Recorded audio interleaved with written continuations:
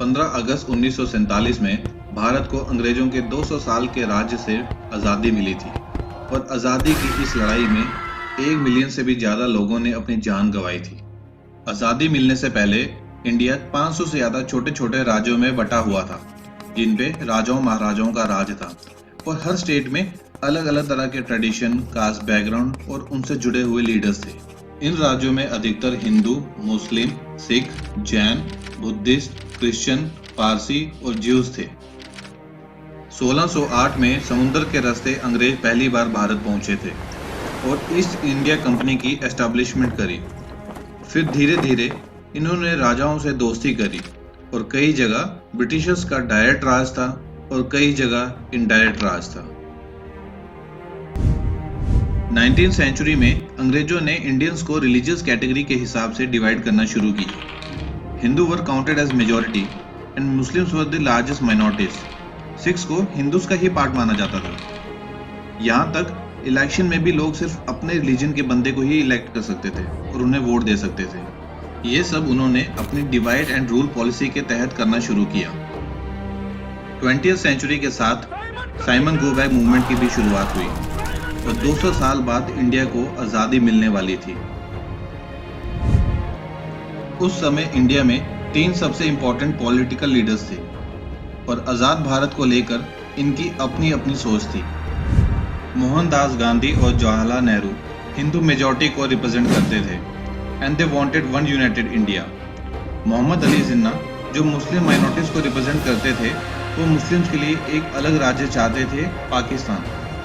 इसलिए जून 1947 में बंद दरवाजों के पीछे ये फैसला लिया गया कि इंडिया को अगस्त तक आज़ाद कर दिया जाएगा और हिंदू इंडिया और मुस्लिम पाकिस्तान में पार्टीशन कर दिया जाएगा। इसलिए फैसला हुआ कि 2 देश बनाए जाएंगे, एक जहां हिंदू मेजॉरिटी में होंगे और एक जहां मुस्लिम मेजॉरिटीज में होंगे।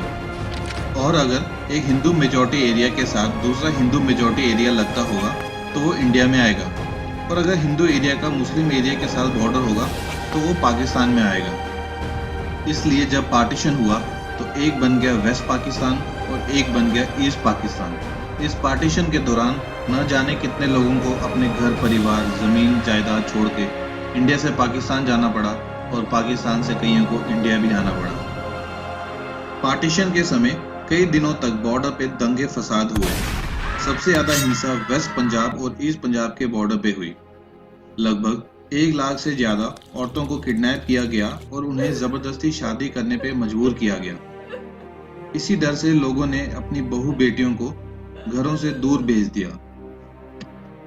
1971 में ईस्ट पाकिस्तान अलग होकर बन गया था बांग्लादेश। कश्मीर भी एक मुस्लिम मेजॉरिटी देश था जो एक अलग राज्य बना था, जिसे बाद में एक रेफरेंडम साइन करके इंडिया में शामिल कर लिया गया।